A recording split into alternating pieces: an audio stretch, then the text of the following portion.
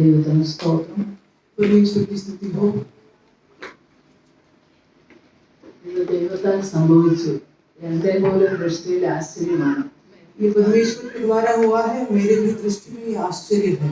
ഞങ്ങളുടെ നാട്ടിൽ നിന്ന് പോരുന്നതിന് മുമ്പേ അച്ഛൻ എന്നോട് പറഞ്ഞു, ലേഡീസ് മീറ്റിങ്ങിൽ നിനക്ക് അല്പം സമയം തന്നിട്ടുണ്ട് കേട്ടോ. मैं जब गांव से निकल रही थी तो पास्टर ने मुझसे कहा कि लेडीज मीटिंग में कुछ समय तुम्हें दिया गया है।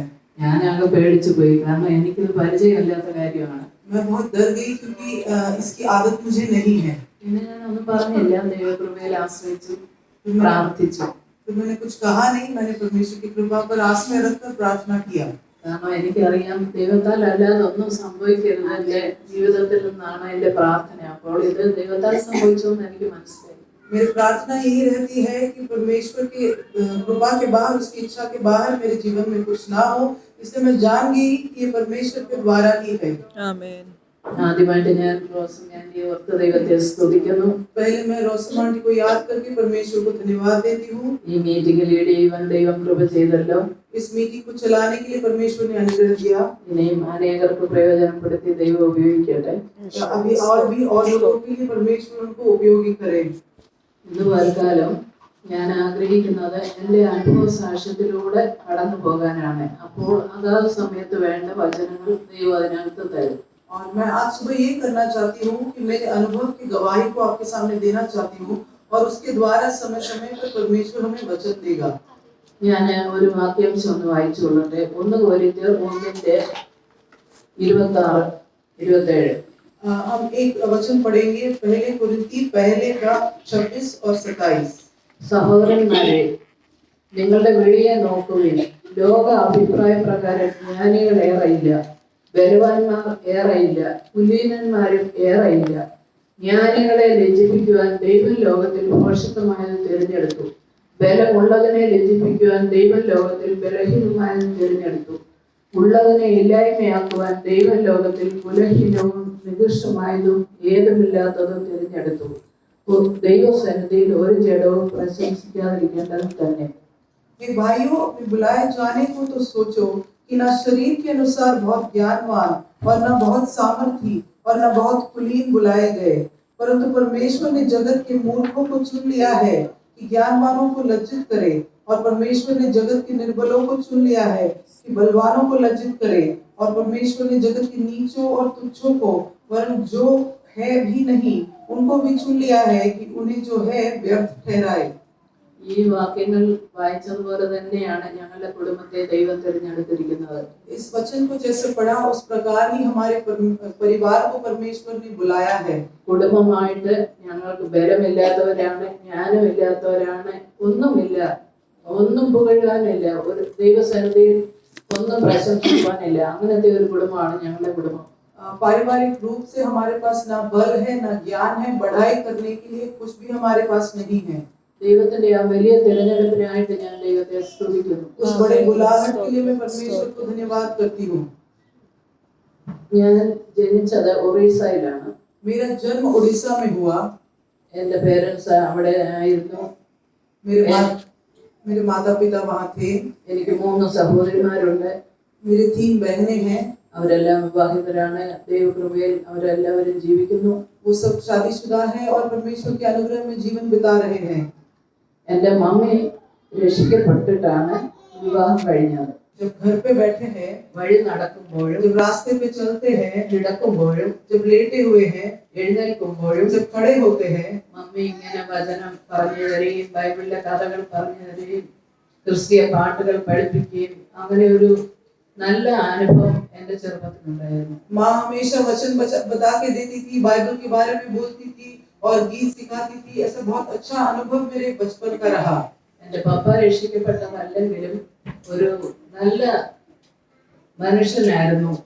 ഇപ്പോൾ നമ്മൾ പാടിയല്ലോ, നന്മയൊന്നും മുടക്കിയില്ല നേരെ നടപ്പവർ എന്ന് പറയുന്ന പോലെ സാധാരണയായിട്ട് പപ്പ പറഞ്ഞ് ഞാൻ കേട്ടിട്ടുണ്ട്, നേരെ വാ നേരെ പോ, ദൈവം അനുഗ്രഹിക്കും. और मेरे पिताजी उद्धार नहीं पाए थे, फिर भी बहुत अच्छे मनुष्य थे।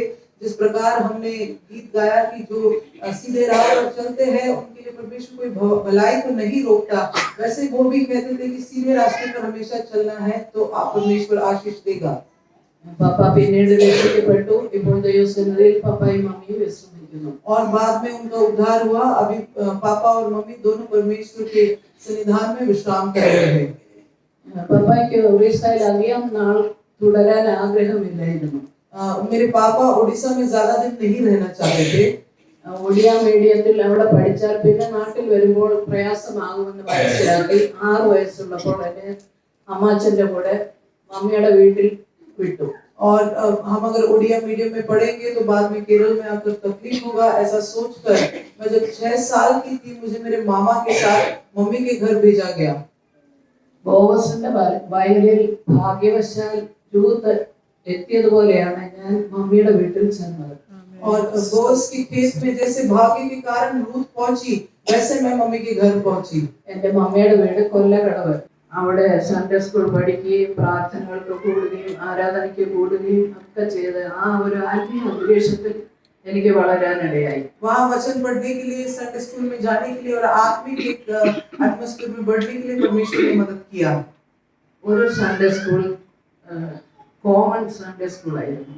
एक संडे स्कूल सबके लिए सामान्य संडे स्कूल था। പലവിധമായ വയസ്സുകാർ അതിനകത്തുണ്ട്. और अनेक उम्र के लोग वहाँ आते थे।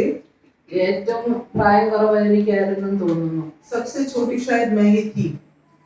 അപ്പോൾ ആ അധ്യാപകൻ അന്ന് ക്ലാസ് എടുത്തത് കർത്താവായ യേശു ക്രിസ്തുവിന്റെ ക്രൂശീകരണമായിരുന്നു. और उस दिन वहाँ शिक्षक ने यीशु मसीह के क्रूस पे चढ़ने के बारे में सिखाया। 10-15 കുട്ടികൾ ഇങ്ങനെ വട്ടത്തിലിരിക്കുകയാണ്, അധ്യാപകൻ പഠിപ്പിക്കുകയാണ്. 10-15 बच्चे ऐसे गोल बैठे हुए थे और शिक्षक हमें पढ़ा रहे थे। അപ്പോഴേ ക്രൂശീകരണത്തെ ഇങ്ങനെ വിവരിച്ചു വന്നു. ഞാൻ എന്റെ മമ്മി പറഞ്ഞതൊന്നും കേട്ടിട്ടില്ല. അത്രയും കുഞ്ഞായിരുന്നോണ്ട് അത് ഗ്രഹിക്കത്തില്ലെന്ന് കണ്ടായിരിക്കും ഒന്നും പറഞ്ഞിട്ടില്ല ക്രൂശീകരണത്തെ കുറിച്ച്. और वो क्रूस यीशु मसीह के क्रूसीकरण के बारे में, सलीबी मौत के बारे में बताते गए और मैंने ये माँ से नहीं सुना था क्योंकि उन माँ को लगा होगा मैं छोटी हूँ इसलिए ये बातें नहीं बताई थी। ആ ക്രൂശീകരണത്തിന്റെ കാര്യങ്ങൾ കേട്ടപ്പോൾ എന്റെ മുൻപിൽ കർത്താവ് ക്രൂശീകരിക്കപ്പെട്ടവനായി നിൽക്കുന്ന പോലെ എന്റെ ഹൃദയത്തിൽ താങ്ങാൻ വയ്യാത്ത ഒരു വേദനയോടെ ഞാൻ അതിങ്ങനെ ശ്രദ്ധിച്ചിരുന്നു. और उस बातों के बारे में जब सुन रही थी तो मुझे ऐसे लग रहा था जैसे मेरे सामने यीशु मसीह सलीब पर चढ़े हुए हैं और मैं अपने मन में संभाल नहीं सकती, इस तरह से मैं वहाँ बैठी थी। എന്റെ കർത്താവിനെ അവർ അടിച്ചു, തുപ്പി, രോമങ്ങൾ പിച്ചി പറിച്ചു, തലയിൽ മുൾക്കിരീടം അടിച്ചു, കൈയും കാലും ആണികൾ അടിച്ചു. ഇതെല്ലാം കേട്ടപ്പോൾ എനിക്ക് ആകെപ്പാടെ ഭയങ്കര വിഷമം. ഇതെന്തിനാണ് ഇവരിങ്ങനെ ചെയ്തതെന്ന് ഞാൻ പിന്നീട് അറിയാൻ വേണ്ടി ശ്രദ്ധിച്ചിരുന്നു. और मेरे प्रभु को इन्होंने मारा, उसके ऊपर थूका, कांटों का ताज पहनाया, उसके बाल को नोच निकाला, ये सब क्यों किया? ऐसे सोचकर मैं ध्यान से सुनने लगी कि शायद इसका उत्तर मुझे मिलेगा।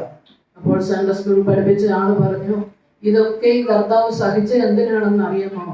മനുഷ്യർ മുഴുവൻ പാപികളാ. നമ്മുടെ പാപവും യേശു കർത്താവ് ഏറ്റെടുത്ത ഇതെല്ലാം സഹിച്ചത് നമ്മളായിരുന്നു ഇതെല്ലാം സഹിക്കേണ്ടത്. तब संडे स्कूल के शिक्षक ने कहा, आपको पता है यीशु मसीह ने ये सब दुख क्यों झेला? मनुष्य जाति पूरे पापी है, हमको ये झेलना चाहिए था, लेकिन हमारे लिए यीशु मसीह ने ये सब सहा। കുഞ്ഞുങ്ങളെ, നിങ്ങൾ ആരെങ്കിലും ഇന്ന് ഹൃദയം തുറന്നു കൊടുത്താൽ ഈ കർത്താവ് നിങ്ങളുടെ ഹൃദയത്തിൽ വാഴും, നിങ്ങളെ ഒരു ദൈവ പൈതലാക്കി തീർക്കുമെന്ന് പറഞ്ഞു. बच्चों, अगर आप में से कोई आपका दिल आज खोलेगा तो परमेश्वर आपके दिल में आके राज करेगा और आपको परमेश्वर का बच्चा बनाएगा, ऐसे कहा। നിങ്ങൾ ആരെങ്കിലും ഇന്ന് സമർപ്പിക്കുന്നുണ്ടെങ്കിൽ നിങ്ങൾ അതിനുവേണ്ടി എഴുന്നേറ്റ് നിൽക്കാൻ സമർപ്പിക്കാമെന്ന് പറഞ്ഞു. अगर कोई समर्पण करना चाहता है तो खड़े हो जाओ और समर्पण करो, ऐसे उन्होंने कहा। ആ 10-15 കുട്ടികൾ ഇരുന്നതിൽ ആരും അനങ്ങിയില്ല. ഞാൻ മാത്രം ചാടി എഴുന്നേറ്റു. उस जो 15 बच्चे बैठे थे उसमें से कोई खड़ा नहीं हुआ, मैं खड़ी हो गई। എന്റെ ജീവിതത്തിൽ ആദ്യമായിട്ട് ഞാൻ ആദ്യമായിട്ട് ഒരു ആഹ്വാനം കിട്ടിയതാണ് രക്ഷിക്കപ്പെടാൻ. मेरे जीवन में पहले बार ऐसे उद्धार के लिए एक आह्वान हुआ था। ആ ചാൻസ് ഞാൻ പാഴാക്കിയില്ല. उस मौके को मैंने व्यर्थ नहीं किया। ദൈവം അതുകൊണ്ട് എന്നെ അനുഗ്രഹിച്ചു. इसलिए परमेश्वर ने मुझे आशीष दिया। ആ ക്ലാസ് കഴിഞ്ഞ് എല്ലാവരും ചർച്ചിൽ നിന്ന് ഇറങ്ങിയപ്പോഴേക്കും മറ്റ് ഗേൾസ് എല്ലാം എന്റെ കൂടെ കൂടി. और कलीसिया के बाद जब सब बाहर निकल रहे थे, सारी लड़कियां मेरे पास आई। നീ എന്തൊരു പൊട്ടി പെണ്ണാ, നീ ഇന്ന് കർത്താവിന് വേണ്ടി ജീവിക്കാൻ തീരുമാനിച്ചു, പിന്നെ നിനക്ക് വേണ്ടി എന്നാ ജീവിക്കുന്നതെന്ന് ചോദിച്ചു. और वो कहने लगे कि तू कैसी पागल लड़की है, तूने आज निर्णय लिया है परमेश्वर के लिए जीने के लिए, अपने आप के लिए, फिर तू कब जिएगी? ഞാൻ പറഞ്ഞു ഞാൻ എന്തിനാ എനിക്ക് വേണ്ടി ജീവിക്കുന്നത്, എനിക്ക് വേണ്ടി ജീവിക്കണ്ട, എനിക്ക് എന്റെ യേശുപ്പച്ചന് വേണ്ടി ജീവിച്ചാൽ മതി എന്ന് तो പറഞ്ഞു. मैंने कहा मैं अपने लिए क्यों जीऊं, मुझे अपने लिए नहीं जीना है, मैं अपने यीशु पिता के लिए जीऊंगी. അപ്പോഴേ ഇവരെല്ലാവരും എന്നെ ഒറ്റപ്പെടുത്തി. और इन सब ने मुझे अलग कर दिया. പക്ഷെ എനിക്ക് അതിൽ ഭാരമൊന്നും തോന്നിയില്ല. ഞാൻ പിന്നീട് വചനം കൂടുതൽ പഠിക്കാൻ വേണ്ടി ഇങ്ങനെ എല്ലാം ശ്രദ്ധിച്ചിരിക്കും. യേശു കർത്താവിന്റെ കാര്യങ്ങളോ ഇങ്ങനെ ഈ ക്രൂശീകരണമൊക്കെ എനിക്ക് വായിക്കാൻ പോലും കഴിയത്തില്ലായിരുന്നു. ഞാൻ അപ്പോഴും കരയുമായിരുന്നു. और तभी मेरे मन में कोई बोझ नहीं हुआ, लेकिन मैं ध्यान से वचन को पढ़ने लगी. ये क्रूस पे चढ़ाने के बारे में मैं पढ़ भी नहीं पाती थी, पढ़ते ही मैं रोना शुरू करती थी. മമ്മി വീട്ടിൽ 4ാം ക്ലാസ് വരെ നിന്ന് പഠിച്ചു. और माँ के घर पे 4वीं कक्षा तक रह के मैंने पढ़ाई किया. അപ്പോഴത്തേക്കും എൻ്റെ മമ്മിയും പപ്പായും സഹോദരിമാരും നാട്ടിൽ വന്നു. तब तक मेरे माता पिता और बहनें भी गांव आ गई. പിന്നീട് എൻ്റെ പപ്പയുടെ ഭവനത്തിൽ പോയി. फिर हमारे पिताजी के घर चले गए. അത് ഏഴംകുളമാണ്. वो एड़ंगुलम नाम की जगह पे है. അവിടെ ഇങ്ങനെ സൺഡേ സ്കൂളിൽ തുടരുകയും വചനം പഠിക്കുകയും ഒക്കെ ചെയ്യാൻ ദൈവം അവസരം തന്നു. वहाँ संडे स्कूल पढ़ने के लिए, आगे बढ़ने के लिए प्रभु ने मौका दिया. സ്നാനത്തെ കുറിച്ചുള്ള കാര്യങ്ങൾ കേട്ടപ്പോൾ ഞാൻ അതിനായിട്ട് സമർപ്പിച്ചു. और जब बपतिस्मा के बारे में सुनने लगी तो मैंने उसके लिए समर्पण किया. രക്ഷിക്കപ്പെട്ടതുപോലെ ആദ്യമായിട്ടാണ് ഞാൻ ഈ സ്നാനത്തിന്റെ ആവശ്യകതയെ കുറിച്ച് കേൾക്കുന്നത്. और उद्धार पाने के बाद पहली बार मैंने बपतिस्मा के जरूरियात के बारे में समझा था.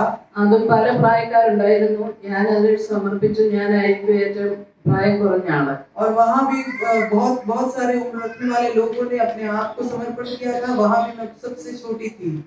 ഒരു ലജ്ജയും കൂടാതെ ഏഴംകുളം ജംഗ്ഷനിലുള്ള കുളത്തിൽ ഞാൻ സ്നാനപ്പെടാനിടയായി. और कोई भी शर्म के बिना एड़ंगुलम जंक्शन में जो तालाब है वहाँ जाकर बपतिस्मा लेने के लिए मैं तैयार हुई. എന്നെ പാർക്കോട്ട് സ്കൂളിൽ പഠിപ്പിച്ച ഒരു ടീച്ചറും സഹപാഠികളും ഒക്കെ കടകളിന്റെ ഫ്രണ്ടിൽ നിന്നുകൊണ്ട് അത് കാണുന്നുണ്ടായിരുന്നു. मेरे स्कूल के कुछ शिक्षक और मेरे क्लास में पढ़ने वाले कुछ बच्चे सब दुकानों के बाहर खड़े रह के देख रहे थे. എനിക്കൊരു ലജ്ജയും തോന്നിയില്ല, വലിയ അഭിമാനം തോന്നി. ഇങ്ങനെ ചെയ്യാൻ ഒക്കല്ലോ എന്ന് വലിയ അഭിമാനം തോന്നി. मुझे कोई भी शर्म महसूस नहीं हुआ, लेकिन बहुत गर्व हुआ कि ऐसे करने का मौका मिला. ആ സ്നാനത്തിന്റെ ക്ലാസ് എടുത്ത പാസ്റ്റർ പറഞ്ഞ എല്ലാ കാര്യങ്ങളും ഒന്നും ഞാൻ ഓർക്കുന്നില്ല. പക്ഷെ 1-2 വാക്യങ്ങൾ എന്റെ ഹൃദയത്തിൽ ആഴത്തിൽ പതിഞ്ഞു.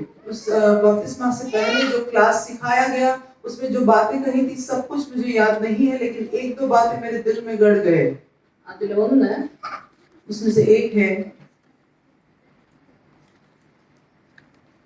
2 കൊരിന്ത്യർ 3:2. दूसरा कोरिन्थी 3:2. ഞങ്ങളുടെ ഹൃദയങ്ങളിൽ എഴുതിയതായി സകല മനുഷ്യരും അറിയുന്നതും വായിക്കുന്നതുമായ ഞങ്ങളുടെ പത്രം നിങ്ങൾ തന്നെ. हमारी पत्री तुम ही हो, जो हमारे हृदयों पर लिखी हुई है और उसे सब मनुष्य पहचानते और पढ़ते हैं. ആ ദേവദാസൻ ആ വാക്യത്തെ ആധാരമാക്കി ഇങ്ങനെ ക്ലാസ് എടുക്കുമ്പോൾ പറഞ്ഞു, നിങ്ങൾ നാളെ മുതൽ ഒരു പത്രം ഒരു ആളുടെ കയ്യിൽ കിട്ടുമ്പോൾ അവർ വായിക്കുന്നത് പോലെ നിങ്ങളെ ഈ ലോക മനുഷ്യർ വായിക്കും. और उस परमेश्वर के दास ने इस वचन को लेकर कहा, कल से लेकर तुम एक पत्री हो, जैसे एक पत्र को लेकर लोग पढ़ते हैं वैसे दुनिया वाले तुमको भी पढ़ेंगे. ദൈവനാമം ദൂഷിക്കപ്പെടുന്ന ഒരു കാര്യത്തിലും നിങ്ങൾ ആരും ഏർപ്പെടരുത്. परमेश्वर का नाम दूषित हो जाए ऐसा कोई भी काम में आप जाना नहीं. അതെന്റെ ഉള്ളിൽ അങ്ങ് കയറി. ഞാൻ വളരെ ശ്രദ്ധയോടെ എന്റെ ജീവിതം തുടരുവാൻ ഇടയായി. वो मेरे दिल में प्रवेश किया और मैं बहुत ध्यान से अपने जीवन को जीने लगी. പാസ്റ്റർ വേറൊരു കാര്യം കൂടെ പറഞ്ഞത്, ഒരു പത്രം നിങ്ങളുടെ കയ്യിൽ കിട്ടിയാൽ അതെല്ലാം വായിക്കാനുള്ള സ്വാതന്ത്ര്യം നിങ്ങൾക്ക് എല്ലാവർക്കും ഉണ്ടല്ലോ. ഇന്നത് വായിക്കല്ലേ എന്ന് പറയത്തില്ലല്ലോ, പറഞ്ഞാലേ അത് വായിക്കുമല്ലോ എന്ന് പറഞ്ഞ പോലെയാ നിങ്ങളുടെ ജീവിതം. എന്തെങ്കിലും ജീവിതത്തിൽ ആകാത്തത് വന്നിട്ടുണ്ടെങ്കിൽ അതും എല്ലാവരും വായിക്കും, അത് മറച്ചു വെക്കാൻ ഒക്കത്തില്ല. അങ്ങനെ പറഞ്ഞു. അത്ര സ്പഷ്ടമാണ്, അത്ര നഗ്നവും മലർന്നതുമായിട്ടാണ് നിങ്ങളുടെ ജീവിതം ലോകങ്ങളുടെ മുന്നിൽ എന്ന് പറഞ്ഞു. और उस परमेश्वर के दास ने कहा कि एक पत्र अगर आपके हाथ में मिले तो आप आधा नहीं पढ़ के छोड़ते, वो पूरा आप पढ़ते हैं. अगर कोई आपसे कह भी दे कि ये भाग नहीं पढ़ना तो भी आप पढ़ोगे. तो उन्होंने कहा कि आपका जीवन भी ऐसा है, कुछ बुराई आपके जीवन में है तो आप छुपा नहीं पाएंगे उस भाग को, पूरा ही उसको पढ़ेंगे. इतना आपका जीवन दुनिया के सामने पूरा ही नग्न है, ऐसे उन्होंने कहा. പിന്നീട് എന്റെ ഹൃദയത്തിൽ കയറിയ ഒരു വാക്യം ഗലാത്യർ 3:27. और एक और वचन जो मेरे हृदय में प्रवेश किया वो गलातियों को पत्री 3:27 है. ക്രിസ്തുവിനോട് ചേരുവാൻ സ്നാനം ഏറ്റിരിക്കുന്ന നിങ്ങൾ എല്ലാവരും ക്രിസ്തുവിനെ ധരിച്ചിരിക്കുന്നു. और उसमें ये लिखा है कि और तुम में से जितनों ने मसीह में बपतिस्मा लिया है उन्होंने मसीह को पहन लिया है. നിങ്ങൾ സ്നാനപ്പെട്ട് വെള്ളത്തിൽ നിന്ന് കയറുന്ന ഉടനെ തന്നെ ക്രിസ്തുവിനെയാ ധരിക്കുന്നതെന്ന് പറഞ്ഞു. और तुम बपतिस्मा लेके जैसे पानी से बाहर आते हो तो मसीह को धारण करते हो, ऐसे कहा। അതും എന്റെ ഹൃദയത്തിൽ ആഴത്തിൽ ഇറങ്ങി. वो भी मेरे हृदय की गहराइयों में प्रवेश करने लगा। ദേവദാസൻ പറഞ്ഞു, നിങ്ങളെ അല്ല ഇനി ലോകം കാണുന്നത്, ക്രിസ്തുവിനെയാ കാണുന്നത്. अब उन्होंने कहा कि अब तुमको नहीं देखेगी दुनिया, मसीह को देखेगी। ക്രിസ്തുവിന്റെ സ്വഭാവം, ക്രിസ്തുവിന്റെ ഭാവം, ഇതൊക്കെയാണ് നിങ്ങൾക്ക് വേണ്ടത്. मसीह का स्वभाव, उसका भाव आप में होना चाहिए। അപ്പോൾ ഇങ്ങനെയുള്ള കാര്യങ്ങൾ എന്റെ ഹൃദയത്തിൽ ആഴത്തിൽ പതിഞ്ഞതുകൊണ്ട് പിന്നെയും ഞാൻ വളരെ ശ്രദ്ധയോടെ എന്റെ ജീവിതം നയിക്കാൻ ശ്രമിച്ചു. और ये सब बातें मेरे दिल में थी, इसलिए मैंने ध्यान से अपने जीवन को बिताने की कोशिश की। അന്ന് എനിക്ക് 15 വയസ്സായിരുന്നു സ്നാനപ്പെടുമ്പോൾ. तब बपतिस्मा जब ले रही थी तब मैं 15 साल की थी। ഇന്ന് ഇവിടെ കുറെ കുട്ടികൾ ഇരിക്കുന്നത് കണ്ടതിൽ എനിക്ക് വളരെ സന്തോഷമുണ്ട്. आज यहाँ कुछ बच्चे बैठे हैं, ये देखकर मैं आनंदित हूँ। കുഞ്ഞുങ്ങളെ, നിങ്ങളുടെ ജീവിതത്തിൽ ഇങ്ങനെ രക്ഷിക്കപ്പെടുവാനും സ്നാനപ്പെടുവാനും ഒക്കെ കിട്ടുന്ന അവസരങ്ങൾ പാഴാക്കരുത്. बच्चों, आपके जीवन में उद्धार पाने के लिए, बपतिस्मा लेने के लिए जो मौका मिलता है उन्हें आप व्यर्थ न करें। നിങ്ങളുടെ അനുഗ്രഹത്തിന് അത് കാരണമായി തീരും നിങ്ങൾ അനുസരിച്ചാൽ. अगर आप आज्ञा का पालन करेंगे आप आशीषित हो जाएंगे നിങ്ങളുടെ ജീവിതം സൂക്ഷിക്കാനും അത് ഇടയാക്കി തീരും. और आपके जीवन को संभालने के लिए भी वो मौका बनेगा। ഇന്ന് പല കുട്ടികളുടെയും ജീവിതം കാണുമ്പോൾ ഇത് എങ്ങനെയാണ് ഇങ്ങനെ ഒക്കുന്ന, ഒരു ക്രിസ്തീയ കുടുംബത്തിൽ ജനിച്ച കുഞ്ഞുങ്ങളാണല്ലോ, ഇവർ എങ്ങനെ വഴിതെറ്റി ഇങ്ങനെ പോകുന്നു എന്ന് ചിന്തിക്കാറുണ്ട്. आजकल बहुत बच्चों का जीवन जब देखते हैं तो ऐसे मन में आता है कि ये इस प्रकार कैसे जी सकते हैं, ये मसीह परिवार में जन्मे हैं, इतना वो रास्ता कैसे भटक गए, ऐसे मन में आता है। ഉൽപ്പത്തി പുസ്തകം 30-ാം അധ്യായത്തിൽ ഒരു ദീനയെ കാണാം. और उत्पत्ति के 30 में हम एक दीना को देखते हैं। ആ ദീനയുടെ കാര്യങ്ങൾ ഇവിടെ ഇരിക്കുന്ന എല്ലാവർക്കും അറിയായിരിക്കും. അറിയത്തില്ലെങ്കിൽ വീട്ടിൽ ചെന്ന് വായിച്ചാൽ മതി. और दीना की बातें यहाँ बैठे हुए सारे लोग शायद जानते हैं, अगर नहीं जानते तो घर जाके पढ़ लीजिएगा। കുഞ്ഞുങ്ങളോട് എനിക്ക് പറയാനുള്ളത്, മാതാപിതാക്കൾ പറയുന്നത് അനുസരിച്ച് അവർക്ക് കീഴ്പ്പെട്ട് ജീവിച്ചാൽ നിങ്ങൾക്ക് അനുഗ്രഹമാണ്, അല്ലെങ്കിൽ ദീനയ്ക്ക് പറ്റിയതുപോലെ പറ്റും. और बच्चों से मैं कहना चाहती हूँ, अगर माता पिता की बात मानकर उनके अधीन रहोगे तो आपको आशीष मिलेगा, नहीं तो दीना के साथ जो हुआ वो आपके साथ भी होगा। അങ്ങനെ പറ്റിയ കുട്ടികളെ ഞങ്ങൾക്ക് പരിചയമുണ്ട്. ശുശ്രൂഷയിൽ ഇത്രയും നാളായതുകൊണ്ട് പല ടൈപ്പ് കുട്ടികളെ കാണാറുണ്ട്. और हम बहुत साल से सेवकाई में हैं, इसलिए हम ऐसे बच्चों को पहचानते भी हैं जिनके साथ ऐसा हुआ है। അങ്ങനെ ജീവിക്കുന്ന കുട്ടികൾക്ക് പിന്നീട് കല്യാണം വേണ്ട. और ऐसे बच्चे जो जीवन बिताते हैं, बाद में वो शादी नहीं करना चाहते, മാതാപിതാക്കൾ അവരെ കുറിച്ച് ദുഃഖിക്കുകയാണ്. और माता पिता उनके बारे में दुख मनाते हैं। നിങ്ങൾ ആരും ഒരിക്കലും അങ്ങനെയാകരുത്. आप में से कोई भी ऐसे ना बने। ഒരു ആളിന്റെ ജീവിതത്തിൽ പല പല ഘട്ടങ്ങളാണുള്ളത്. और एक मनुष्य के जीवन में अलग अलग भाग होते हैं। 10-25 വയസ്സ് വരെ നമ്മൾ ഒരു വീട്ടിലെ മകളായിട്ടാണ് വളരുന്നത്. और हम एक 25 साल की लगभग हम अपने घर पे एक बेटी की तरह जीते हैं। അതിനുശേഷം വിവാഹം കഴിഞ്ഞ് നമ്മൾ പോകുന്നു. उसके बाद विवाह करके चले जाते ആ हैं। വിവാഹത്തിന്റെ പ്രായം പലർക്കും പലതായിരിക്കും. ഞാൻ 23 വയസ്സുള്ളപ്പോഴായിരുന്നു കല്യാണം. और विवाह का जो उम्र है वो अलग लोगों के अलग होता है। मैं जब 23 साल की थी तब मेरा विवाह हुआ അത് था। എത്രയാണെന്ന് വെച്ചാൽ अത്രയും നാൾ നമ്മൾ വിശുദ്ധിയോടെ നമ്മുടെ കന്യകത്വം നഷ്ടപ്പെടാതെ മാതാപിതാക്കൾക്ക് കീഴ്പ്പെട്ട് ജീവിക്കേണ്ടത് ആവശ്യമാണ്. और वो जितना भी समय हो उतने समय तक हमारे माता पिता के अधीन हमारे कुंवारेपन को संभाल के हमें रहना है। മാതാപിതാക്കൾ അവർക്ക് മാതൃകയുള്ളവരായി ചെറുപ്പത്തിലെ ദൈവകൃപയിൽ അവരെ വളർത്തുവാനും കടപ്പെട്ടവരാണ്. और माता पिता की भी ये जिम्मेदारी है कि उनके लिए अच्छा उदाहरण बन के बचपन से उनको बड़ा करे। ഞാൻ എന്നിട്ട് എൻ്റെ 10ാം ക്ലാസ് കഴിഞ്ഞിട്ട് പത്തനാപുരത്ത് അടുത്ത് മാലൂർ സെന്റ് സ്റ്റീഫൻസ് കോളേജിലാണ് പഠിച്ചത്. और मेरे 10वीं कक्षा के बाद मैं मालूर सेंट स्टीफेंस में पढ़ने के लिए गई। അവിടുത്തെ ഹോസ്റ്റലിൽ ചെന്നപ്പോൾ वहाँ जब मैं हॉस्टल में गई, പല രീതിയിലുള്ള കുട്ടികളായിരുന്നു അവിടെ. वहाँ अलग अलग प्रकार के लोग थे। പല സമുദായത്തിൽ നിന്ന് വന്നവരുണ്ട്, പല ജാതിയിൽ നിന്ന് വന്നവരുണ്ട്. അവര് അവരുടെ രീതിയിൽ ദൈവത്തെ വിളിക്കുന്നത് കണ്ടപ്പോൾ എനിക്ക് ഭയങ്കര പ്രയാസം തോന്നി. എൻ്റെ ഹൃദയത്തിൽ ഇതല്ലല്ലോ ശരിയായിട്ടുള്ളതുണ്ടല്ലോ, അത് പറഞ്ഞു കൊടുക്കണമെന്ന് എൻ്റെ ഹൃദയത്തിന് ചൂട് പിടിച്ചു. और अलग अलग कलीसियाओं के लोग, अलग अलग धर्मों के लोग वहाँ आए हुए थे, और वो जब अपने तरीके से अपने परमेश्वर की आराधना करते थे तब मेरे मन में बोझ हुआ कि ये तो सच नहीं है, सच एक मार्ग है, उसके बारे में इनको बताना चाहिए। മധ്യസ്ഥന്മാരോട് പ്രാർത്ഥിക്കുന്ന കുട്ടികളുണ്ടായിരുന്നു. और ऐसे लोग थे जो संतों को प्रार्थना करते थे मध्यस्थी के लिए, കൊന്ത ചൊല്ലുന്നവരുണ്ടായിരുന്നു, और वो जो माला लेकर प्रार्थना करते थे, വിഗ്രഹങ്ങളോട് പ്രാർത്ഥിക്കുന്നവരുണ്ടായിരുന്നു. और जो मूर्तियों से प्रार्थना करते थे, ऐसे लोग थे। അപ്പോൾ ഞാൻ ഒരു അവസരം ഇങ്ങനെ നോക്കിയിരുന്നു, ഇവരോട് ഇതെല്ലാം തെറ്റാണ്, ശരിയായിട്ടുള്ള കാര്യം ഞാൻ പറഞ്ഞു കൊടുക്കണമെന്നുള്ള ചിന്തയിൽ ഇങ്ങനെ ഒരു അവസരം കാത്തിരുന്നു. और मैं ऐसे सोच में थी और मैं मौका ढूंढ रही थी कि इनको मैं सच कैसे बताऊं।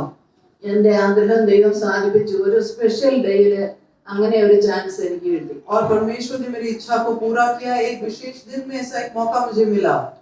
ഞാൻ പറഞ്ഞു, അപ്പോസ്തലപ്രവൃത്തി 4:12 ആധാരമാക്കി പറഞ്ഞു. ആ ഹോസ്റ്റലിലെ നടത്തിപ്പുകാരും സ്റ്റുഡൻസും ജോലിക്കാരും എല്ലാവരും അത് കേട്ടു. മറ്റൊരുത്തനും രക്ഷയില്ല, നാം രക്ഷിക്കപ്പെടുവാൻ ആകാശത്തിന് കീഴിൽ മനുഷ്യരുടെ കയ്യിൽ വേറൊരു നാമവുമില്ല. തിമോഥെയോസിനകത്തിലാണെന്ന പോലെ വേറെ മധ്യസ്ഥന്മാരില്ല, യേശു കർത്താവാണ് മധ്യസ്ഥൻ. ഇതൊക്കെ ഞാൻ പറഞ്ഞു. और मैंने वहाँ के स्टूडेंट्स और काम करने वाले लोग और शिक्षकों के सामने ये प्रेरितों के काम 4:12 से बोला, किसी दूसरे के द्वारा उद्धार नहीं है, क्योंकि स्वर्ग के नीचे मनुष्यों में और कोई दूसरा नाम नहीं दिया गया जिसके द्वारा उद्धार पा सकते हैं। ആ കൊച്ചു പ്രായത്തിലായിരുന്നാലും അതൊക്കെ ധൈര്യത്തോട് പറയുവാൻ, ലജ്ജ കൂടാതെ പറയുവാൻ ദൈവം എനിക്ക് കൃപ തന്നു. और उस छोटी उम्र में भी हिम्मत से बिना शर्म के इन बातों को कहने के लिए परमेश्वर ने अनुग्रह दिया। തീരെ ചെറുപ്പം മുതൽ ദൈവീയ കാര്യങ്ങൾക്ക് എനിക്കൊരു ഉത്സാഹം ഉണ്ടായിരുന്നു. അത് പറയണം, അങ്ങനെയാണ് മറ്റുള്ളവരെ അത് മനസ്സിലാക്കി കൊടുക്കണം, അവര് ദൈവത്തെ ദൂഷിക്കുന്നത് എനിക്ക് ഒട്ടും സഹിക്കത്തില്ല. ഇങ്ങനെയൊക്കെയുള്ള ഒരു പ്രയോഗമായിരുന്നു എന്റെ ജീവിതത്തിൽ. और बचपन से ही इन बातों में मेरा बहुत उत्साह था कि परमेश्वर के वचन के बारे में बताऊं, दूसरों को समझाऊं, और दूसरे लोग जब परमेश्वर के नाम को दूषित करते थे तो मुझसे वो सहा नहीं जाता था। എന്റെ കോളേജ് ജീവിതം കഴിഞ്ഞ് എന്റെ അമ്മാച്ചന്മാർ എന്നെ കുവൈറ്റിലേക്ക് കൊണ്ടുപോയി. और मेरे कॉलेज की पढ़ाई के बाद मेरे मामा लोग मुझे कुवैत ले गए। ഞങ്ങൾ 4 ഗേൾസ് ആയിരുന്നു, ഞാനാണ് ഏറ്റവും മൂത്തത്. അപ്പോഴേ എന്നെ പഠിപ്പിച്ച് കുടുംബത്തിൽ മറ്റുള്ളവരെ കരകയറ്റാൻ വേണ്ടി എന്നെ പഠിപ്പിക്കണം, അങ്ങനെ അവർ കൊണ്ടുപോയതാണ്. हम 4 लड़कियां थी और मैं सबसे बड़ी थी, तो वो चाहते थे कि मैं पढ़ाई करूं और उसके कारण बाकी परिवार का भी भलाई हो। കുറച്ചു നാൾ ഞാൻ ജോലി ചെയ്തു. थोड़े दिन मैंने काम किया, എന്നാൽ ദൈവത്തിന്റെ പ്ലാൻ അതൊന്നും അല്ലായിരുന്നു. लेकिन परमेश्वर का उद्देश्य वो नहीं था। ഞാൻ 82-ലാണ് കുവൈറ്റിൽ പോയത്. और मैं 82 में कुवैत गई थी। 83-ൽ അവിടെ വെച്ച് ഞങ്ങളുടെ വിവാഹം നടക്കാനിടയായി. और साल 83 में वहीं पर हमारा विवाह हुआ। വിവാഹ ആലോചന വന്നത് എന്റെ അമ്മാച്ചൻ ഒരാള് 3 പേരുണ്ടായിരുന്നു, അതിൽ ഒരാൾ പാസ്റ്റർ ആയിരുന്നു എജിയിലെ. और मेरे 3 जो मामा थे उसमें से एक जन जो है एजी के पास्टर थे। ആ പാസ്റ്ററിന്റെ ഏറ്റവും ബെസ്റ്റ് ഫ്രണ്ട് ആയിരുന്നു അച്ഛന്റെ പപ്പ. और उस जो पास्टर के सबसे करीबी मित्र थे मेरे पति के पिताजी। ആ പാസ്റ്റർക്ക് മക്കളുമില്ലായിരുന്നു. और वो जो पास्टर थे उनके बच्चे भी नहीं थे। അപ്പോൾ അച്ഛനെ നടുക്ക് നിർത്തി ആ പേരൻസും ഈ പേരൻസും ഒക്കെ നിന്ന് ഫോട്ടോ ഒക്കെ ഞാൻ കണ്ടിട്ടുണ്ട്. പിന്നെ और बाद में मैंने देखा है कि मेरे पति उनके साथ तस्वीर में खड़े हैं। ഈ 4 പേരുടെയും കൂടെ കുഞ്ഞാണെന്നുള്ള രീതിയിലാണ് അച്ഛനോട് അവർക്കൊരു സ്നേഹം ഉണ്ടായിരുന്നത്. और वो मेरे पति से इस प्रकार प्रेम करते थे जैसे इन चारों के ही वो बच्चे हैं। ആ അപ്പച്ചൻ ഒരു നല്ല മനുഷ്യനായിരുന്നു, ആത്മീയനായിരുന്നു. और वो पिता बहुत अच्छे थे, आत्मिक थे। അപ്പോൾ ഈ മോനെ എനിക്ക് വേണ്ടി ആലോചിച്ചത് നല്ല രീതിയിലുള്ള ജീവിതം കിട്ടുമല്ലോ എന്ന് വിചാരിച്ചാണ്. और इन बेटे को मेरे उनका रिश्ता मेरे लिए इसलिए लाया गया क्योंकि उन्होंने सोचा कि मेरा जीवन अब अच्छा होगा। 83 ഒക്ടോബർ 20 അവിടെ വെച്ച് ഞങ്ങളുടെ വിവാഹം ഭംഗിയായി നടന്നു. और 83 अक्टूबर 20 को हमारा विवाह बहुत अच्छे से कुवैत में हुआ। വിവാഹം കഴിഞ്ഞ ഭവനത്തിൽ ചെന്ന് കുറച്ച് ദിവസങ്ങൾ കഴിഞ്ഞപ്പോൾ അച്ഛന്റെ ജീവിത രീതി എന്നെ വളരെ ഭാരപ്പെടുത്തി. और विवाह करके उस घर में जब मैं गई कुछ दिनों के बाद मेरे पति का जिस प्रकार जीवन था उससे मुझे बहुत तकलीफ होने लगा। അപ്പച്ചന്റെ കൂട്ട് ആത്മീയനല്ലായിരുന്നു അച്ഛൻ. और उनके पिता के समान वो आत्मिक नहीं थे। ആത്മീയം ഉണ്ടോന്ന് ചോദിച്ചാൽ ഉണ്ട്, പേരിന് മാത്രം. अगर पूछा जाए तो आत्मिकता है केवल नाम के लिए। അച്ഛന്റെ തല മുഴുവൻ ക്രിക്കറ്റ് ആയിരുന്നു. उनके सर में पूरा क्रिकेट भरा हुआ था। ഡൈനിങ് ടേബിളിന്റെ പ്ലാസ്റ്റിക് കവറിന്റെ അടിയിലെല്ലാം പേപ്പർ കട്ടിങ്സ് ആണ്. ബാറ്റ് കൊണ്ടിങ്ങനെ നിൽക്കുന്നു, ബോൾ കൊണ്ടങ്ങനെ നിൽക്കുന്നു, പല രീതിയിലുള്ള ഫോട്ടോകളായിരുന്നു വെച്ചിരുന്നത്. और हमारे डाइनिंग टेबल का जो प्लास्टिक का कवर था उसके नीचे भी उन्होंने अखबार से काट काट कर रखा था। क्रिकेटर लोग बैट पकड़ कर खड़े हैं, बॉल को फेंक रहे हैं, इस प्रकार के चित्र थे। രാവിലെയും ഉച്ചയ്ക്കും വൈകിട്ടും ക്രിക്കറ്റ് കളിക്കാൻ പോകും. वो सुबह दोपहर और शाम क्रिकेट खेलने जाते थे അത് രാവിലെ എഴുന്നേറ്റ് പോയി കളിച്ചിട്ട് വന്ന് ഓഫീസിൽ പോകും. और सुबह उठकर खेल के आते थे, फिर ऑफिस जाते थे। ഉച്ചയ്ക്ക് വന്ന് ഫുഡ് കഴിക്കും, എന്നിട്ട് കളിക്കാൻ പോകും. दोपहर को आकर भोजन खाकर फिर से खेलने जाते थे। പിന്നീട് 3:30 ഓഫീസിൽ പോകും. फिर 3:30 को ऑफिस चले जाते थे। അത് കഴിഞ്ഞ് വന്നിട്ട് കളിക്കാൻ പോകും. फिर आकर वापस खेलने चले जाते थे। അപ്പോൾ ചർച്ചിന്റെ മീറ്റിങ്ങുകളൊക്കെ ഉണ്ട്. പക്ഷെ കളിച്ചിട്ട് എവിടുന്നേലും ഓടി വരും. ആ സമയമാകുമ്പോൾ ആ അമ്മച്ചനായിരുന്നു ഞങ്ങളെ വീട്ടിൽ നിന്ന് കൊണ്ടുവന്നത്. അച്ഛൻ വണ്ടി ഓടിക്കത്തില്ലായിരുന്നു. और वो जहाँ भी खेल रहे होते थे वहां से भागकर कलीसिया के मीटिंगों में आते थे। हमारे जो मामा थे वो हमको गाड़ी में ले जाते थे, क्योंकि ये गाड़ी नहीं चलाते थे। ഞാനിങ്ങനെ ജനലിൽ കൂടെ നോക്കി നിൽക്കും, എന്തി വരുന്നില്ലല്ലോ. और मैं खिड़की में से देखते हुए खड़ी होती थी, आए नहीं। അമ്മച്ചി പറയും, വിഷമിക്കണ്ട, അവൻ എങ്ങനെയും ഓടി വരും, അന്ന് കുളിച്ചേച്ച് കറക്റ്റ് ടൈമിന് യോഗത്തിന് പോകാമെന്ന് പറയും. और उनकी माँ मुझसे कहती थी कि तू चिंता मत कर, वो समय पे कैसे भी दौड़ कर आ जाएगा, नहाकर हम मीटिंग जाएंगे। അച്ഛൻ ഒറ്റ മോനാണ്. और वो अकेले एक ही बेटे थे। ഞങ്ങളുടെ വിവാഹം എല്ലാം ആലോചിച്ച് നിശ്ചയിച്ച് വെച്ചിട്ട് അപ്പച്ചൻ അവിടെ വെച്ച് തന്നെ മരിച്ചുപോയി. और हमारे विवाह के उस रिश्ते को बनाने के बाद उनके पिताजी गुजर गए। അച്ഛൻ 1 വയസ്സുള്ളപ്പോഴേ അപ്പച്ചൻ ഹാർട്ട് പേഷ്യന്റ് ആയിരുന്നു. और ये जब 1 साल के थे तब से ही उनके पिताजी हृदय की बीमार थे। ഏകദേശം 23 വർഷം ജീവിച്ചിരുന്നു. उसके बाद कुछ 23 साल वो जीवित रहे। വിവാഹം കഴിക്കുമ്പോൾ അച്ഛൻ 23 വയസ്സ് കഴിഞ്ഞു. ഞങ്ങൾ തമ്മിൽ 3 മാസത്തെ വ്യത്യാസമേ ഉള്ളൂ. और जब हमारा विवाह हुआ तो मेरे पति भी 23 साल के थे। हमारे ऊपर में केवल 3 महीनों का फर्क है। ആ ഭവനത്തിൽ എനിക്ക് ആവശ്യമുള്ളതെല്ലാം ഉണ്ടായിരുന്നു. और उस भवन में ये सब कुछ था जिसकी मुझे जरूरत थी। ലോകപ്രകാരം നോക്കിയാൽ എനിക്ക് ഒന്നിനും കുറവില്ല. दुनियादारी रूप से देखो तो कोई कमी नहीं थी। അമ്മച്ചിക്കും അച്ഛനും എന്നോട് വളരെ സ്നേഹമായിരുന്നു. और माता और मेरे पति दोनों मेरे से बहुत प्रेम करते थे। പക്ഷേ അച്ഛന്റെ ഈ ജീവിത ശൈലി എന്നെ വളരെ ഭാരപ്പെടുത്തി. लेकिन इनके जीवन का जो ये शैली है, इससे मुझे बहुत बोझ होने लगा। 4 ഗേൾസ് മാത്രം വളർന്ന വീട്ടിൽ നിന്ന് അങ്ങോട്ട് ചെന്ന് ഈ ക്രിക്കറ്റിന്റെ ഓട്ടവും പരവേശവും എല്ലാം കണ്ടപ്പോൾ എനിക്ക് വളരെ ഭാരം കൂടി. और मेरे घर में 4 ही लड़कियां थी, और इस घर में जाकर मैंने जब देखा कि ये क्रिकेट के पीछे ही दौड़ते रहते हैं तो मुझे बहुत दुख हुआ। തീരെ ചെറുപ്പത്തിലെ ദൈവാശ്രയത്തിൽ വളർന്നതുകൊണ്ട് എന്ത് ചെയ്യണമെന്ന് എനിക്ക് അറിയായിരുന്നു. और बचपन से ही परमेश्वर पर आश्रय रखने की आदत थी, इसलिए मुझे पता था कि क्या करना है। അവിടെ ഉണ്ടായിരുന്ന അമ്മാച്ചന്മാരോടോ എന്റെ ഭവനക്കാരോടോ ഞാൻ ഒന്നും അറിയിച്ചില്ല. वहाँ जो मेरे मामा थे या मेरे घर वालों को मैंने कुछ भी नहीं बताया, നേരെ മുകളിലോട്ട് പറഞ്ഞു, सीधे ऊपर बताया। കാരണം വിവാഹാലോചന തുടങ്ങിയപ്പോൾ ഞാൻ പ്രാർത്ഥിക്കുമായിരുന്നു, ദൈവഹിതമാണെങ്കിലേ നടക്കാവേ, അല്ലെങ്കിൽ എങ്ങനെയെങ്കിലും മാറിപ്പോകണമേ. क्योंकि विवाह के रिश्ते जब आने लगे थे तब मैंने प्रार्थना किया था, प्रभु तेरी इच्छा जो है वो ही होना चाहिए, नहीं तो ये हट जाना चाहिए। അതുകൊണ്ട് ദൈവഹിതമായതുകൊണ്ടാണ് നടന്നതെന്ന് അറിയാം. അതുകൊണ്ട് നേരെ നടത്തിയ ദൈവത്തോട് തന്നെ പരാതി പറഞ്ഞു. तो मैं जानती थी कि परमेश्वर की इच्छा के अनुसार ही हुआ है, इसलिए जिस परमेश्वर ने चलाया उसी से मैंने शिकायत की। ഞാൻ പറഞ്ഞു, ദൈവമേ, എങ്ങനെയാണ് ജീവിക്കുന്നത്? ആത്മീയനായ പിതാവിന്റെ മകൻ ആത്മീയൻ ആണെന്നാണ് ഞാൻ വിചാരിച്ചത്. പക്ഷെ ഇതെന്തൊരു ജീവിതമാണ്, ക്രിക്കറ്റ് ഇത് മാത്രമേ ഉള്ളല്ലോ തലയില്. ഇങ്ങനെയൊക്കെ ഞാൻ ഓർക്കുകയും പ്രാർത്ഥിക്കുകയൊക്കെ ചെയ്തു. और मैंने ऐसे परमेश्वर से कहा, प्रभु ये कैसा जीवन है? मैंने सोचा कि आत्मिक पिता का बेटा आत्मिक होगा, इनके दिमाग में तो क्रिकेट भरा है, ऐसे हम कैसे जीवन बिताएंगे? നീണ്ട 7 വർഷം പ്രാർത്ഥിച്ചു. ऐसे 7 साल प्रार्थना किया। പിന്നെയും ഈ കൊച്ചുകുട്ടികളോട് എനിക്ക് പറയാനുള്ളത്, നിങ്ങൾ കല്യാണം കഴിഞ്ഞവരാണെങ്കിലും കഴിക്കാൻ പോകുന്നവരാണെങ്കിലും ഇങ്ങനെ ഓരോ കാര്യങ്ങൾ നേരിടുമ്പോൾ നമ്മൾ മനുഷ്യരോട് ആരോടും പറഞ്ഞിട്ട് ഒരു കാര്യവുമില്ല. और मैं यहाँ जो जवान लोग बैठे हैं, चाहे आप शादीशुदा है या शादी करने जा रहे हैं, आपसे मैं कहना चाहती हूँ कि जब ऐसी बातें आती हैं तो मनुष्य से कहे कि कोई मतलब नहीं है, കാര്യങ്ങൾ കൂടുതൽ വഷളാകത്തേ ഉള്ളൂ. और वो बातें और भी बिगड़ जाएगी। ഇന്ന് പല കുടുംബങ്ങളിലും അങ്ങനെ സംഭവിക്കുന്നത് ഞങ്ങൾ കണ്ടിട്ടുണ്ട്. और आज बहुत सारे परिवारों में ये हो रहा है, हम देख रहे हैं। എത്രയോ കുടുംബങ്ങളിൽ അസ്വസ്ഥതയാണ്. और कितने परिवारों में अशांति है। ഈ കുഞ്ഞുങ്ങൾക്ക് അത് കൈകാര്യം ചെയ്യാൻ അറിയത്തില്ലേ, എന്ത് ചെയ്യണമെന്നുള്ളത് അറിയാതെ അവർ ഭാരപ്പെടും. അവർ വീട്ടിൽ ചെന്ന് പറയുമ്പോൾ പറയാം, എന്നാ മോളിക്ക് പോരെ. और जब विवाहित जीवन में जब तकलीफें होती है तो लड़कियां अपने मायके जाकर ये बातें बताती है, तो मायके वाले कहते हैं कि ठीक है तो वापस आ जा। 86 ആയപ്പോഴത്തേക്കും ഞാനും അമ്മച്ചിയും, അപ്പോഴത്തേക്ക് ഞങ്ങൾക്ക് 2 കുഞ്ഞുങ്ങളായി. അവിടെ വെച്ച് ഞങ്ങൾ നാട്ടിലോട്ട് പോരുന്നു. और साल 86 में मैं और मेरी सास और हमारे तब 2 बच्चे हुए थे, हम सब मिलकर वापस केरल आ गए। വരാൻ കാരണം അമ്മച്ചിക്ക് വളരെ ആഗ്രഹമായിരുന്നു നാട്ടിലെ പുതിയ വീട്ടിൽ വന്ന് താമസിക്കണമെന്ന്. और आने का कारण ये था कि माता ये चाहती थी कि केरल में जो नया घर बनाया है वहां आकर वो रहे।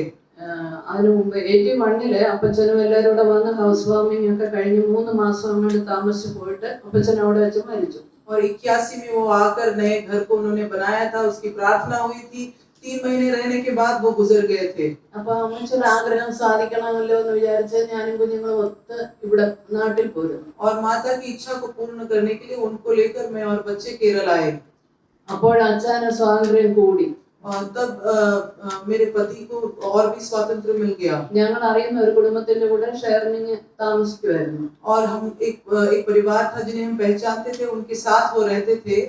കളി കൂടി, उनका खेल बढ़ने लगा എപ്പോഴെങ്കിലും വന്ന് കിടക്കും, അങ്ങനെയൊക്കെ ആയിരുന്നു. और कभी भी आकर सोते थे, इस प्रकार था। അപ്പോൾ ഒരു ദിവസം ദൈവം ഒരു പിടി പിടിച്ചു. एक दिन परमेश्वर ने उन्हें पकड़ लिया। ഒരു ഫ്രൈഡേ കളിക്കാവുന്നതിന്റെ മാക്സിമം രാവിലെ ഉച്ചയ്ക്കും വൈകിട്ടും ഇടയ്ക്ക് എല്ലാം നിന്ന് കളിച്ച് ഓപ്പോസിറ്റ് പാർട്ടികൾ തോറ്റാലും അച്ഛൻ അവിടെ നിൽക്കും. അതുപോലെ നല്ല ശക്തിയായിരുന്നു. और इतना एक शुक्रवार को वो जितना खेल सकते थे उतना वो खेल लिए, और सामने वाले अगर हार भी जाए तो भी ये खड़े रहते थे, इतना सामर्थ्य में था। ദൈവം പിടിച്ചത് ഇങ്ങനെയാണ്. ഒരു ഫ്രൈഡേ കളിച്ചിട്ട് വന്ന് കിടന്നു. രാവിലെ ഓഫീസിൽ പോകാൻ എഴുന്നേക്കാൻ നോക്കിയപ്പോൾ എഴുന്നേക്കാൻ വയ്യ. और परमेश्वर ने इस प्रकार पकड़ा कि खेल कर वो आकर सो गए और सुबह ऑफिस जाने के लिए उठने की कोशिश की, लेकिन उठ नहीं पाए। ഇന്നത്തെ പോലെ അന്ന് മൊബൈൽ ഫോൺസ് ഇല്ലല്ലോ. आज के समान उस समय में मोबाइल फोन नहीं थे। ലാൻഡ് ഫോണിൽ സിറ്റിംഗ് റൂമിൽ ചെന്ന് വിളിച്ച് ഓഫീസിൽ നിന്ന് അവധി ചോദിക്കണമെന്ന് മനസ്സിലുണ്ടായിരുന്നു. പക്ഷെ എഴുന്നേക്കാൻ വയ്യ. और उनके मन में ये चल रहा था कि मैं उठकर फोन के पास जाकर ऑफिस वालों को बताऊं कि आज मुझे छुट्टी चाहिए, लेकिन वो उठ नहीं पा रहे थे। അവിടെ ഉണ്ടായിരുന്ന ആ കുടുംബത്തിലെ ആൾക്കാർക്ക് മനസ്സിലായി തീരെ വയ്യ. और जिनके साथ वो रहते थे उनको पता चला कि ये बहुत बीमार है। അവര് ഹോസ്പിറ്റലിൽ പോകാമെന്നൊക്കെ പറഞ്ഞു. और उन्होंने कहा चलो अस्पताल चलते हैं। പക്ഷെ ഈ ആരോഗ്യത്തിലുള്ള ആ അഹങ്കാരം കൊണ്ട് ഇല്ല ഇല്ല എനിക്ക് കുഴപ്പമില്ല, നാളെ ഞാൻ ശരിയാവുമെന്ന് പറഞ്ഞു. और इनको अपने सेहत पर बहुत गर्व था, इसलिए उन्होंने कहा नहीं नहीं जाने की जरूरत नहीं, कल ठीक हो जाएगा। പിറ്റേന്ന് ശരിയായില്ല. अगले दिन भी ठीक नहीं हुआ। അവര് കഞ്ഞിയൊക്കെ കൊടുത്തു ഇങ്ങനെ സംരക്ഷിക്കുന്നുണ്ടായിരുന്നു. और उन्होंने चावल वावल खिलाकर उनको संभाला। അമ്മാമയും അച്ഛനും ഒക്കെ പറഞ്ഞു എബി ഇങ്ങനെ കിടന്നാലൊക്കത്തില്ല, ഹോസ്പിറ്റലിൽ പോകണമെന്ന് പറഞ്ഞ് വണ്ടിയില് കയറ്റാൻ വേണ്ടി അവർ അപ്പുറം ഇപ്പുറമൊക്കെ പിടിച്ച് പെരുക്കം നടത്തിക്കൊണ്ട് കാറിൽ കയറ്റി. और वो जो अंकल और आंटी थे उन्होंने कहा एबी ऐसे नहीं चलेगा, हमको अस्पताल जाना पड़ेगा, इसलिए दोनों जन ने दोनों ओर से पकड़कर उनको गाड़ी में बिठाया। കാറിലോട്ട് കയറിയപ്പോൾ ദൈവം അച്ഛനോട് ഇടപെട്ടു. और जैसे वो गाड़ी में बैठे तो परमेश्वर ने उनसे बर्ताव किया। ദൈവം ഇടപെട്ടത് ഇങ്ങനെ, ഇത് ദീനമല്ല. परमेश्वर ने इस प्रकार बोला कि ये बीमारी नहीं है। അപ്പോഴച്ഛന്റെ മനസ്സിൽ വന്നു ഇത് ദീനമല്ല, ദൈവം എന്നെ പിടിച്ചതാണ്. तब उनके मन में आया कि ये बीमारी नहीं है तो परमेश्वर ने ही मुझे पकड़ा है। ആ സഹോദരങ്ങളുടെ കൂടെ ഹോസ്പിറ്റലിൽ പോയി. और उन भाइयों के साथ हॉस्पिटल गए। टेम्परेचर डाउन आगान വേണ്ടി അവർ സ്പഞ്ച് ഒക്കെ ചെയ്തു. इनका बुखार उतरे इसलिए उन्होंने स्पंज किया। ഉച്ച മുതൽ ഉള്ളങ്കാൽ വരെ പരിശോധിച്ചു. और सब कुछ उन्होंने देखा कि क्या है। ഒരു പ്രശ്നവുമില്ല. तो कोई भी उस समस्या नहीं थी। അച്ഛൻ അന്നൊരു തീരുമാനമെടുത്തു. और उन्होंने एक निर्णय उस दिन लिया, ജീവിക്കുന്നുവെങ്കിൽ യഥാർത്ഥ ആത്മീയനായിട്ട് ജീവിക്കണം. अगर अब मैं जीऊंगा तो सचमुच आत्मिक होकर जीऊंगा। ആ വീട്ടിൽ കിടന്നപ്പോൾ ചിന്തിച്ചു എന്നെയും കുഞ്ഞുങ്ങളെയും കാണാനൊക്കത്തില്ല, മരിക്കാൻ പോവാണെന്ന്. जब वो घर पे लेटे हुए थे उन्होंने सोचा कि शायद मुझे और बच्चों को वापस नहीं देख पाएंगे, शायद वो मरने जा रहे हैं। ഒന്നുകിൽ യഥാർത്ഥ ആത്മീയനായിട്ട് ജീവിക്കണം, അല്ലെങ്കിൽ യഥാർത്ഥ ലോക മനുഷ്യനായിട്ട് ജീവിച്ച് അടിച്ചു പൊളിച്ച് തീർക്കണം. और उन्होंने ऐसे सोचा कि या तो अच्छे आत्मिक होकर जीना है, नहीं तो अच्छे से दुनियादारी होकर मजा करके जीना है। ഏതായാലും ഞാൻ ആത്മീയനായിട്ട് ജീവിക്കാനാണ് തീരുമാനിക്കുന്നതെന്ന് അന്ന് ഒരു തീരുമാനം എടുത്തു. उन्होंने वहीं पर निर्णय लिया, मैं आत्मिक बनकर जीने का निर्णय लेता हूँ। ആ കുടുംബത്തിന്റെ കൂടെ പിന്നീട് തൊട്ടടുത്തുള്ള യോഗങ്ങൾക്കെല്ലാം പോകാൻ തുടങ്ങി. ആത്മീയമായിട്ട് ഭയങ്കര ഒരു ആർത്തി, എവിടെ പോയി വചനം കേൾക്കണം വചനം കേൾക്കണം ഇങ്ങനെ ഒരു ആർത്തിയായി. और उस परिवार के साथ फिर वो कलीसियाओं में जाने लगे। फिर उनके मन में बहुत भूख थी कि कैसे भी करके वचन को और भी सुनना है। കളിയെല്ലാം വിട്ടു. और खेल छोड़ दिए। രാവിലെ ഓഫീസിൽ പോകുന്നത് ബൈബിളും കൊണ്ടാണ്. और बाइबल लेकर सुबह ऑफिस जाने लगे। ഉച്ചയ്ക്ക് എല്ലാവരും ലഞ്ചിന് പോകുമ്പോൾ പോകാതെ അവിടെ ഇരുന്ന് ബൈബിൾ വായിക്കും. दोपहर को जब सब खाना खाने जाते थे तो ये बैठकर बाइबल पढ़ते थे। അച്ഛന്റെ ബൈബിളിൽ റെഡ് ലെറ്ററിലായിരുന്നു യേശു പറഞ്ഞ കാര്യം എഴുതിയിരുന്നത്. उनके पास इस प्रकार का बाइबल था जहाँ यीशु की सारी बातों को लाल रंग में छापा गया था। യേശു ഇങ്ങനെ പറഞ്ഞു എന്നുള്ളത് കാണുമ്പോഴേ അച്ഛൻ കുടുകുടാ കരയാൻ തുടങ്ങും. यीशु ने ये कहा, ये देखते ही वो आंसू बहाकर रोने लगते थे। പിന്നെ ചിന്തിക്കും എന്തിനാ ഞാൻ ഈ കരയുന്നേ, പക്ഷെ ദൈവത്തിന്റെ ആത്മാവിന്റെ പ്രവൃത്തി ഉള്ളിൽ അതുപോലെ ശക്തമായിരുന്നു. और फिर वही सोचते थे कि मैं ये क्यों रो रहा हूँ, लेकिन उनके दिल में परमेश्वर की आत्मा का काम इतना सामर्थ्य था। വൈകിട്ട് വീട്ടിൽ ചെന്ന് കുളിച്ചിട്ട് പിന്നെ അവിടെയുള്ള മീറ്റിങ്ങുകൾക്ക് പോകും. और शाम को घर जाकर नहाकर अलग अलग मीटिंग में जाते थे। ആ ഭവനത്തിലുണ്ടായിരുന്ന സൂസനാന്റെ അന്ന് എഴുത്തുകളാണല്ലോ, ഫോണില്ല, എനിക്കൊരു എഴുത്ത് എഴുതി. और उस घर में रहने वाली जो सूजन आंटी है, तब फोन नहीं था, इसलिए उन्होंने मुझे एक पत्र लिखा। ജോളി ബാറ്റും കൊണ്ട് ഓടിയ എബി ഇപ്പോൾ ബൈബിൾ കൊണ്ട് ഓടുകയാണ്.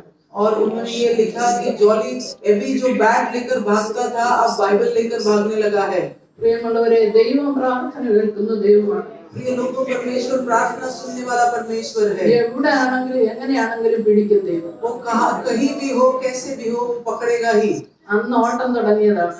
तब दौड़ना शुरू किया उन्होंने। വചനത്തോടുള്ള ഭയങ്കര ആർത്തി കൊണ്ട് വചനം പഠിച്ച് പഠിച്ച് പഠിച്ച് ഇങ്ങനെ ഇരിക്കും. वचन के लिए इतना भूख था कि वो वचन को और ज्यादा पढ़ने लगे।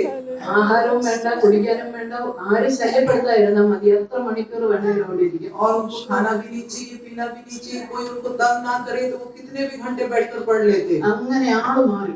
वैसे वो इंसान बदल गया। ഈ അച്ഛന്റെ ആദ്യത്തെ ആ രീതി കണ്ടപ്പോൾ ഞാൻ ഏലിയാവ് ചൂരച്ചെടിയുടെ കീഴിൽ കിടന്ന് പ്രാർത്ഥിച്ച പോലെ ഞാനൊരു പ്രാർത്ഥനയുടെ ഇടയ്ക്ക് പ്രാർത്ഥിച്ചു.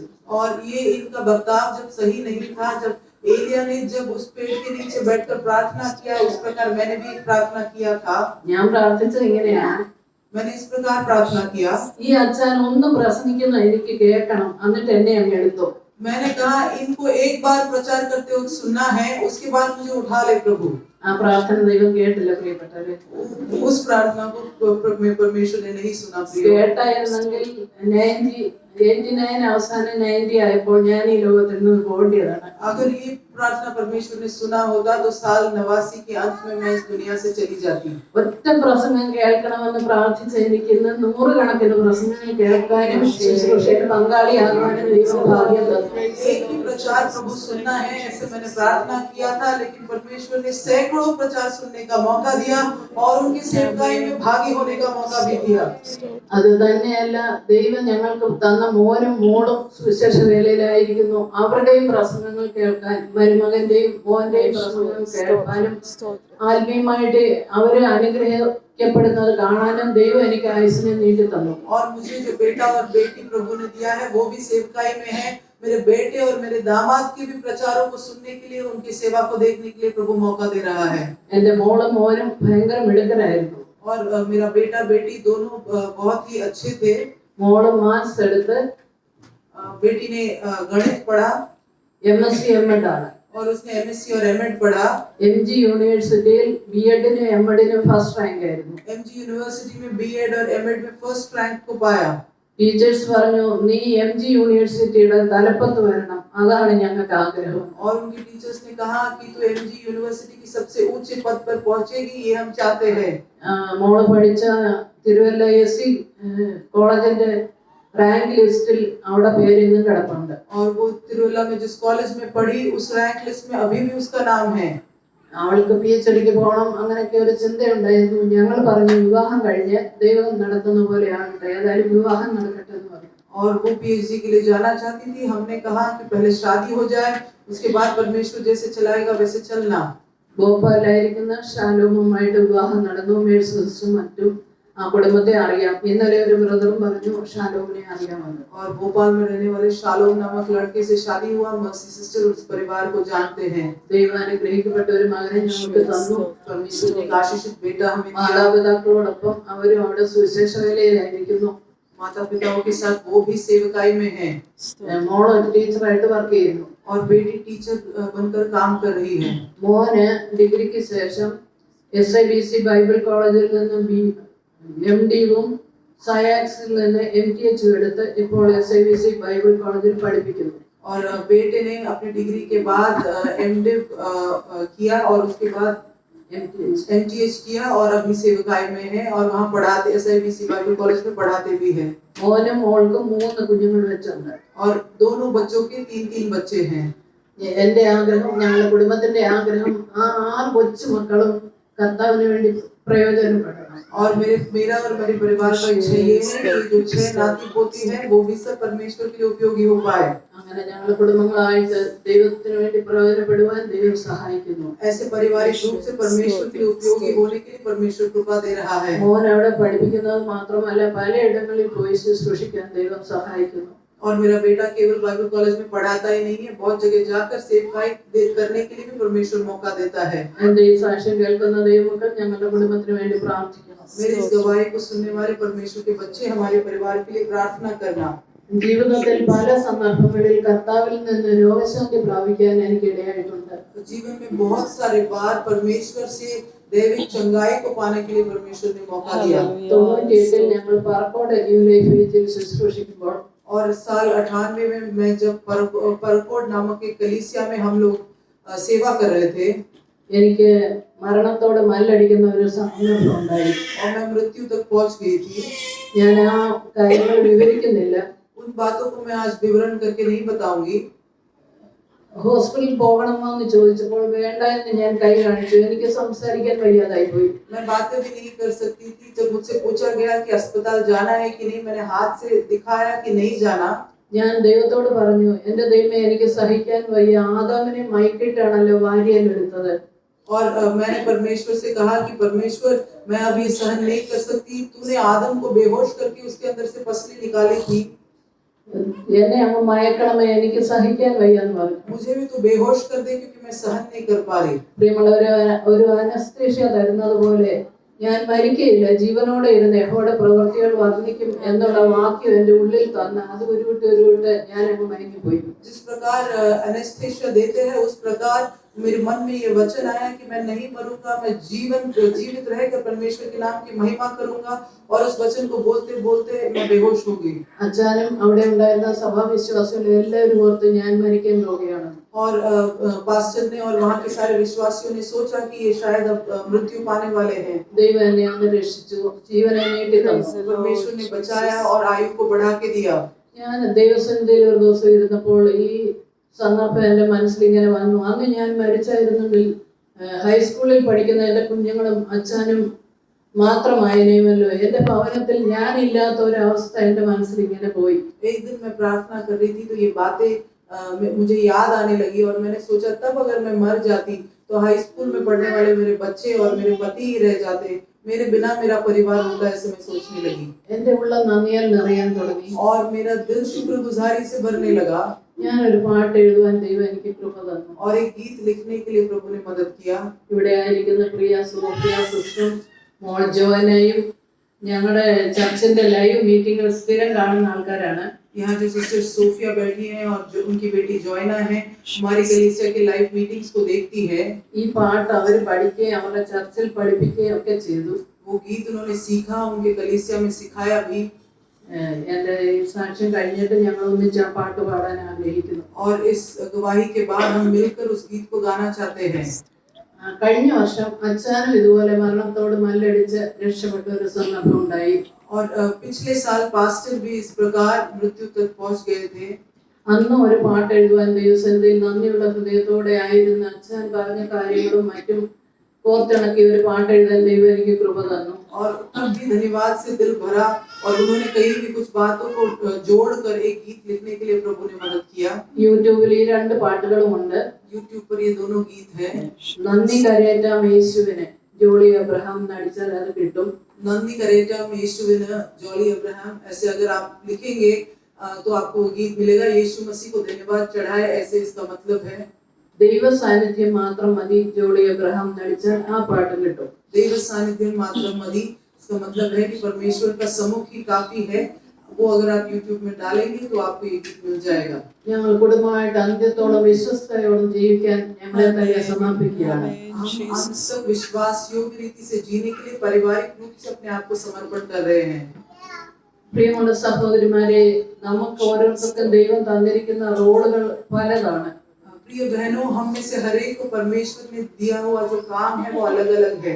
നമ്മുടെ ജനനം മുതൽ വിവാഹം വരെ ഒരു മകളായിട്ട് ഭവനത്തിൽ, एक जन्म से लेकर विवाह तक एक भवन में बेटी बनकर रहते हैं, വിവാഹം കഴിഞ്ഞ് വേറൊരു ഭവനത്തിൽ ചെല്ലുമ്പോൾ ഒരു മരുമകളായിട്ട്, और विवाह के बाद दूसरे घर में जाते तो बहू की भूमिका निभाते हैं, ഭർത്താവിന് ഭാര്യയായിട്ട്, और पति के लिए पत्नी बनकर रहते हैं, കുഞ്ഞുങ്ങളാവുമ്പോൾ കുഞ്ഞുങ്ങൾക്ക് മാതാവായിട്ട്, और बच्चे जब हो जाते हैं तो बच्चों के लिए माँ बनते हैं, കുഞ്ഞുങ്ങൾ വളർന്ന് അവരുടെ വിവാഹം കഴിയുമ്പോൾ അമ്മായി അമ്മയായിട്ട്, और बच्चे जब बड़े होते हैं तब हम सास बनते हैं, അവർക്ക് കുഞ്ഞുങ്ങളാവുമ്പോൾ വലിയമ്മയായിട്ട്. और जब उनके बच्चे होते हैं तब हम दादी नानी बनते हैं। എത്ര ശ്രേഷ്ഠമായ ശുശ്രൂഷകളാണ് നമുക്ക് ചെയ്യാൻ ദൈവം തന്നിരിക്കുന്നത്. इतनी श्रेष्ठ सेवा प्रभु ने हमें दिए हैं। നമ്മൾ വിശ്വസ്തയോടെ ആ കാര്യങ്ങളെല്ലാം ചെയ്താൽ നമുക്ക് അനുഗ്രഹിക്കപ്പെട്ട ഒരു കുടുംബജീവിതം നയിക്കാൻ സാധിക്കും. हम विश्वास योग्यता से इन सब भूमिकाओं को अगर निभाएंगे तो हम अच्छे आत्मिक जीवन को जी पाएंगे। ഈ കാര്യങ്ങൾ ഞാൻ ഇങ്ങനെ ചിന്തിച്ചപ്പോൾ രൂത്തിനെയും നവോമിയെയും എന്റെ ഉള്ളിൽ വന്നു. इन बातों को जब मैं सोच रही थी तो रूत और नवोमी मेरे दिल में आई। നവോമിയുടെ മക്കൾ മരിച്ചപ്പോൾ നവോമി പറഞ്ഞു, കുഞ്ഞുങ്ങളെ നിങ്ങൾ തിരിച്ചു പോക്കോ, നിങ്ങളുടെ ദേശത്ത് പോക്കോ. और जब नवोमी के बेटे मर गए तब उन्होंने बहुओं से कहा, बच्चियों तुम अपने घर वापस चले जाओ।